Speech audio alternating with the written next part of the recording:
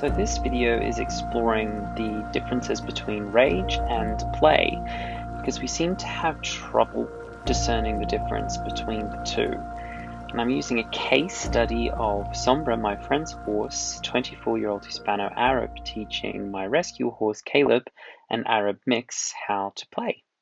And I want to refer again, always again to Jaak Panksepp and his work in effective neuroscience, the science of emotion. He looked into the biology of emotion to a degree that no one else really had before. It's very normal and prudent and excellent for us to be assessing behavioral markers for welfare and activities of animals and knowing where their emotional state is. But emotions start in the brain. And so he was really interested in measuring emotions within the brain. And he's really famous for his work done on rats, experiments done on rats and on their emotions. And this little video off YouTube is, well, the lab of happy rats. They actually taught rats to play, and the rats would laugh when they were tickled like this. Now you're looking at this, and it looks like he's attacking this rat. But the thing is, true play is rough play. It's not calm puzzle solving. True play is rough play, and that's one of the things he discovered amongst many others. And I want to refer to his work again because his books are available for us and they can really start to change your mind on so many things in terms of animal behavior and indeed horse behavior. And if you're wondering at this point, what does a rat have to do with a horse? They are totally different animals. Well, one of the primary discoveries that this wonderful man found is that all mammals have the same neurological structure for emotions within the brain. So rats have the same biological structure that facilitates emotional expression in their brains that we do, that horses do, that, dolphins do, that a sloth does. We all have the same biological strata neurologically for emotion.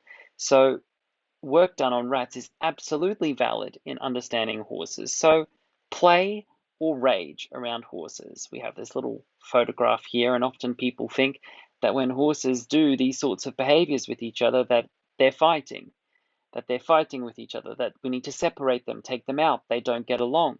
And how many of us are able to accurately understand the difference between play and rage? Because they have a lot in common. Indeed, nothing thicker than really a feather separates play from rage. And you'll see dogs, they will play and play and play and play, and then suddenly they're fighting. You'll see it with people. Ever try playing a game of Monopoly with young and immature children? They play and they play and they play until it's a fight, and now everyone's fighting. So play and rage are really closely connected behaviorally and emotionally, and I wanted to explore that a little bit more in this video. So let's look at some of this. Play. Play is rough and tumble. A lot of people in the positive horse training world, they think that play is, setting up little things for horses to solve, little puzzles, and they focus on relaxation and calmness, but play is rough and tumble. It is not calm problem solving. Indeed, true play, when it's activated in its purest state within the brain, is not a calm state of mind. So those of us who are focused on relaxation and calmness in our training and wanting our horses to have fun, are we being effective? Are our expectations that a horse can be relaxed and calm and having fun, are they realistic based upon the neurology of play? For a horse to enjoy what they're doing, they need to be allowed to exit a relaxed state. Play also doesn't deliberately cause damage. You will not see behaviors done between horses where one horse deliberately hurts another and follows through with it. Of course, accidents can happen and happen all the time. Horses accidentally will hurt each other during play, but it's not deliberate damage. It's like a byproduct rather than a direct product. Play also prepares animals, whether they're horses or other, for true fighting later. You see this especially in juvenile animals. They will play to prepare themselves for hunting behaviors, for fighting behaviors, mating behaviors. This is like a training ground for them. Play will also happen in bursts, fits, and starts. There'll be like a burst of play and then a lull, and then a burst of play and then a lull. It doesn't very often become stereotypical, meaning a closed behavioral loop that doesn't have any adaptability. A behavioral stereotypy is understood by behavioral scientists. Let me give an example. An elephant chained up at the zoo, weaving from leg to leg. Crib biting in a heavily stabled horse. These are behavioral stereotypies associated with stress or distress within an animal. And so true play very rarely becomes a behavioral stereotypy. It can happen. Some horses will enter into a play state of mind where they cannot get out of it, and they'll be in a constant play behavioral loop. I've seen horses that would finish their breakfast at about 8 o'clock in the morning and they'd play until 8 o'clock at night, and they really didn't stop. And they dropped all of this weight and they got themselves injured. And this was also a state of distress in this animal because they were having trouble adapting to their home at that time and having trouble adapting to the demands being placed on them by the people in their life. And they referred to a play state of mind as their coping mechanism, and it did become a behavioral stereotypy. But this is not common in play. And play is also evidence of the brain feeling safe. One thing that our wonderful Jaak Panksepp discovered in his work on lab rats, he took rats that were grown, born in labs and had never seen or met predators or had predatorial encounters. And they taught them to play with each other. So these rats would play with each other, and it was rough and tumble. It wasn't calm, no deliberate damage. They prepared for fighting, though they didn't know that that's what they were doing. This is instinctual. It was in bursts, fits, and starts, and it wasn't stereotypical. So these rats were playing in a laboratory. Then the technicians took the smell of a cat and placed the smell of a cat inside the play zone for these rats, and then placed the rats back into the play zone, and all play behavior stopped because of the presence of the smell of a predator. Now, these rats were born in a lab. A behaviorist would say, well, those rats had experienced cats in the past, and so they didn't play around the feline smell because of a learning history around behavior. But it had nothing to do with behaviorism. It had nothing to do with operant conditioning. Our dear B.F. Skinner. It had nothing to do with operant conditioning. It was inbuilt biologically within the brain, that in the presence of predatorial smells, in the presence of threat, play cannot happen. And I need you to remember this because it's the primary difference between play and rage, that there is no threat to anyone during play. There is no malice or ill intent. It is not a predatorial event. Okay, and so moving on to rage. Rage is rough also, fighting. It is rough, but it's also ruinous. So you will see direct injuries. If the horse kicks, they don't pop the air around their sparring partner. They will kick and make contact. That is rage, not play. It's also not calm. Rage is, generally speaking, not calm, though frustration would be a form of rage within low arousal, right? Like amusement would be a form of play within low arousal. But these are inherently not calm, meaning they are states of the brain emotionally that are not coming through the parasympathetic nervous system. They are sympathetic nervous system activated. There is deliberate damage, obviously, during rage.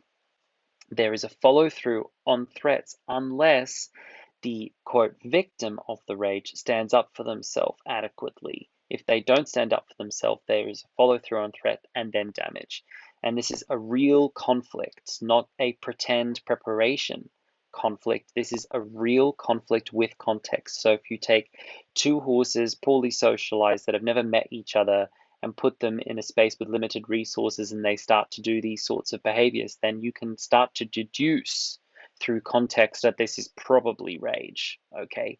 Even if no one's getting hurt because they're managing to defend themselves, you can deduce that it's probably rage. And rage will continue until the sparring partners are separated or one capitulates and steps back. Rage can become stereotypical, so no longer conscious behavior, and I've seen this in Caleb. I've seen him get into, quote, a red mist and he was absolutely inconsolable with rage, and I've seen he would have killed the other horse. He would have killed.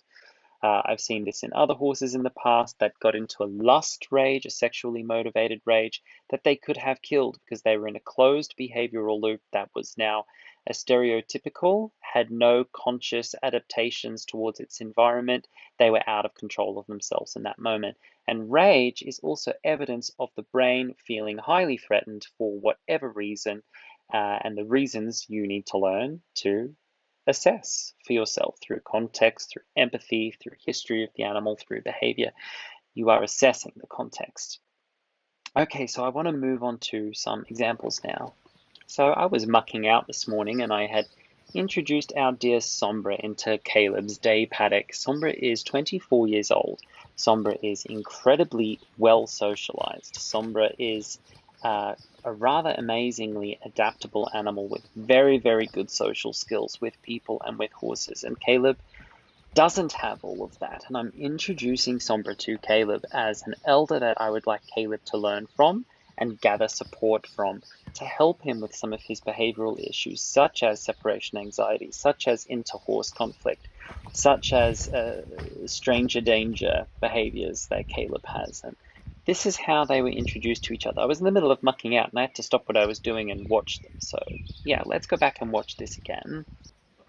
So notice that they're doing the gelding face biting game. Rather, Sombra's doing it, and Caleb's sort of confused. He doesn't understand why Sombra's like nipping at his face. But all geldings that are well socialized know this game. So Sombra steps away. He's like, okay, you don't want to play. And Caleb calmly follows. And as they follow, they are in perfect unison. Watch that again. So as Caleb followed Sombra, watch their spines align with each other. Right there. And at the same time, like a murmuration, like birds in flight, they just align with each other, meaning pro-social behavior that is not akin to rage, right? Pro-social behavior not aligned with rage. Sombra actually walked away because he could see that Caleb didn't want to play, so he's like, okay, you don't want to play, I'll walk away. And then Caleb came back and said, no, try that again. And so Sombra said, well, this is what play is, look. And he's so gently offering his nose and his mouth for the gelding face biting game. And there Caleb goes. Caleb reciprocates. He's like, is this what we do? Is this what we do? Yes, Sombra says, this is what geldings do with each other. It's like learning to play cards. And so Sombra's trying a little bit harder. Now watch Caleb lose control of his faculties. He will think it's a fight. I've seen this before in Caleb. He tried to play with horses and then he just fought with them instead. And the other horses would discipline him for it. I've seen this in other herds. Caleb loses it because he thinks that Caleb misinterprets signs of play as signs of rage. Or within his brain, the switch between play and rage is very, very sensitive with him. Sombra so gentle, so quiet in his offer to play. And that mouthing behavior is almost a submissive sign like foals. This is one of the first times I've seen Caleb successfully play with other horses. Okay? One of the first times. So here it comes. Sombra starts to up the ante. True play is rough play, remember? And Caleb says, oh, you're fighting with me, you're fighting with me, you're fighting with me, you're fighting with me. And Sombra says, no, I'm not. No, I'm not. Sombra stands up for himself, holds his ground. Sombra's playing, and now Caleb's back in play. Caleb's almost saying, go away, leave me alone. I don't play. I don't know what you're doing. I don't understand it. Sombra's just ears forward, calmly inviting him back to the game. And then he says, come on, let's play, Sombra says. Sombra's 24. Hispano-Arab, Andalusian Arab cross. Sombra says, come on, come catch me, let's play. Come on, he says. Caleb, a Arabian pony mix something, also 20 years old, but having a very different history and lacking so many of the social skills that Sombra has in abundance. Sombra, you can take him to anywhere and he will adapt in 20 minutes. And then you can pull him out and take him anywhere and he adapts in 20 minutes. He can adapt to different people, different scenarios, different weather. He's incredibly adaptable, very, very well socialized, very secure in himself, incredibly well cared for, and has had a stable home for over a decade. And Caleb is all of that in reverse. So there, Caleb got triggered into a fight, and Sombra so deftly turned it into rough play. I know you can't quite see it behind the olive trees, but I didn't want to get too close to them because I didn't want to stop or interrupt what was happening. Now, a lot of people would see this and think, my horse is in threat, let me separate them. They don't get along. But remember, in context, has Sombra made any threats towards Caleb? Caleb's made threats towards Sombra, but has Sombra managed to parry all of them? Has Sombra managed to put a stop to the threat and turn it immediately back into play? And even though true play is rough play, initiation into play can be very gentle and quiet. It's just so fascinating to see. And Sombra's walking away. He's like, if you don't want to play, I'll go eat something. And Caleb keeps coming. Caleb keeps coming because Caleb's curious about this. This is not dominance display or dominance postulation. It's really not, right? Because we know horses have social dynamics within herds that are much, much more complex than a highly simplistic dominance theory. So here we are, back at the gentle initiation into gelding face biting game. And Caleb's standing there like he's learning Japanese. Like, what? And Sanson in the background's just taking himself off for his morning hay, couldn't care less. And if this was a true fight, I would know about it because Sanson there in the distance would let me know. Sanson would get aggravated. If Sanson's not worried, I'm not worried. Sanson lives with Caleb on a full-time basis. If Sanson's not worried, I'm not worried.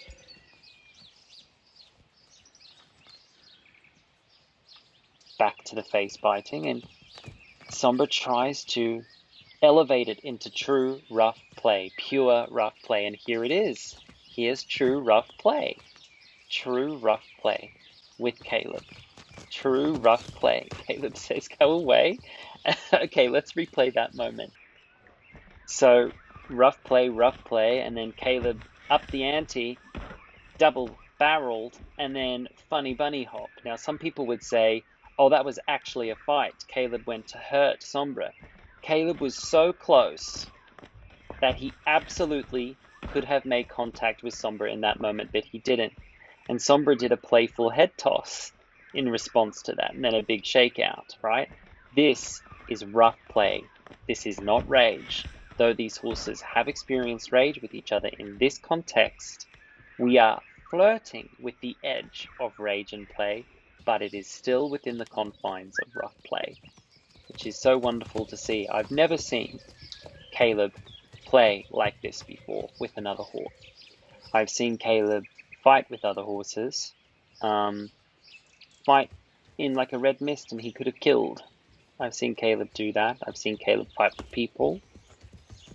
But this, he has met a horse who is socialized enough, strong enough, smart enough, adaptable enough to guide him as Caleb learns the difference between fighting and play. So I can comfortably say that this moment here too is also rough play. It's all postulation. It's all preparation for true fighting. Here they go, zoomies. For a horse with distal limb pathology and potential kissing spine, pretty good, Caleb,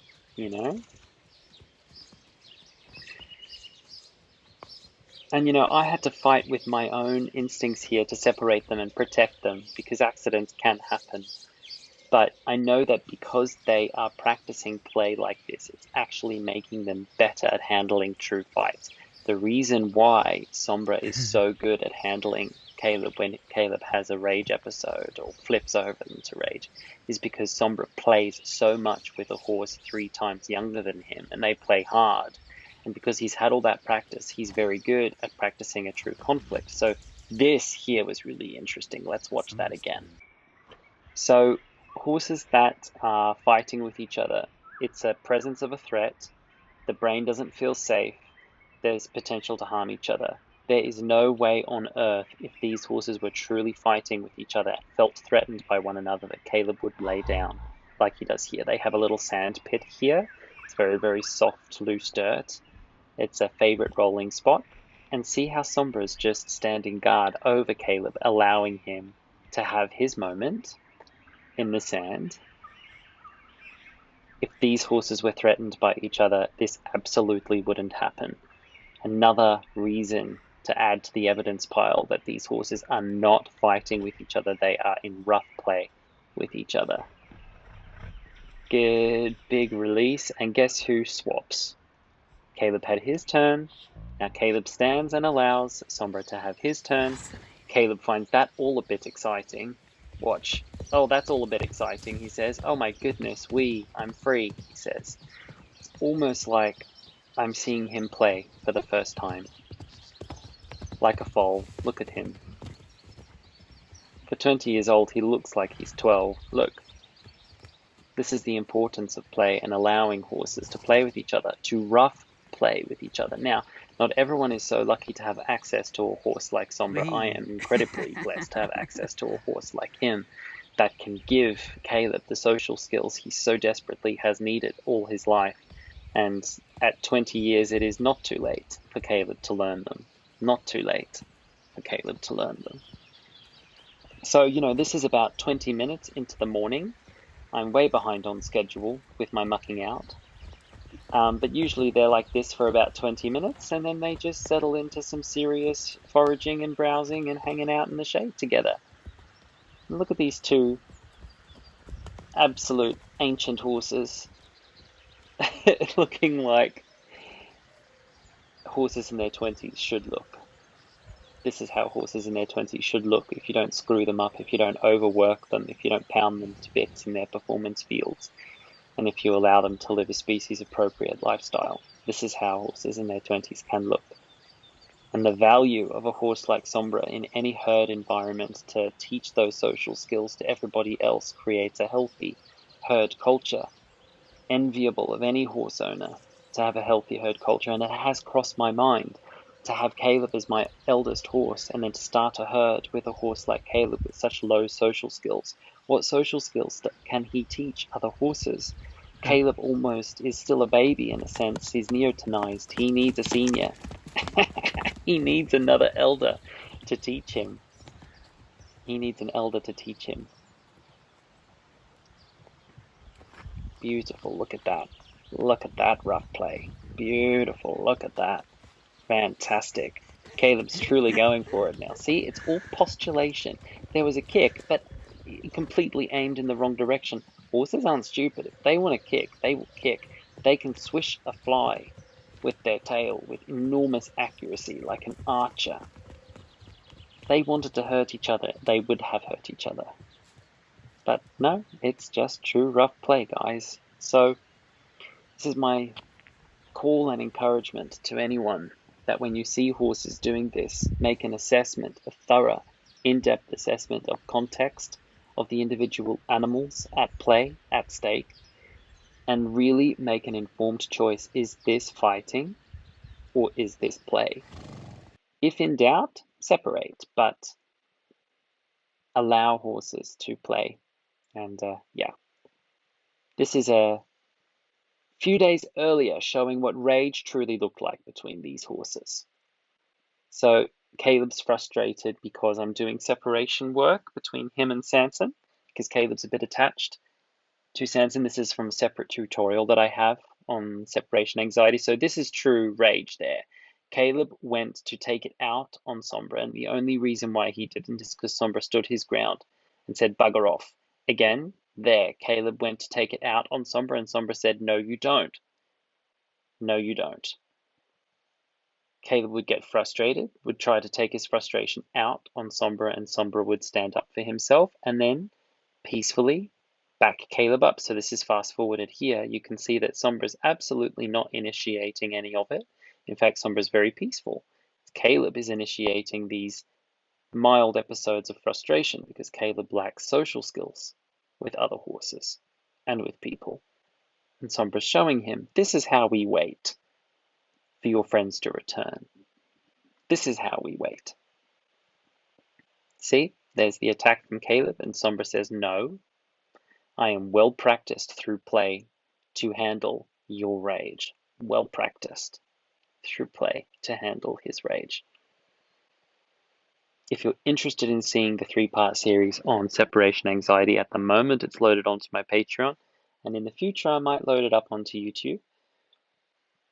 There again, the only reason why Caleb didn't go into a red mist is because Sombra stood up for himself. Sombra is absolutely in control of himself at all moments, totally mature within highly aroused emotional states, and absolutely in command of himself. Not inviting the rage, but happy to hold space with Caleb here and to set a boundary if Caleb uses the rage. And look at these long looks Caleb keeps throwing back at Sombra, like, why aren't you fighting with me? Right? Why aren't you fighting? When I first introduced Caleb to another horse, it was a disaster. He almost killed the thing. So, yes, very, very grateful to Mr. Sombra today. Very grateful.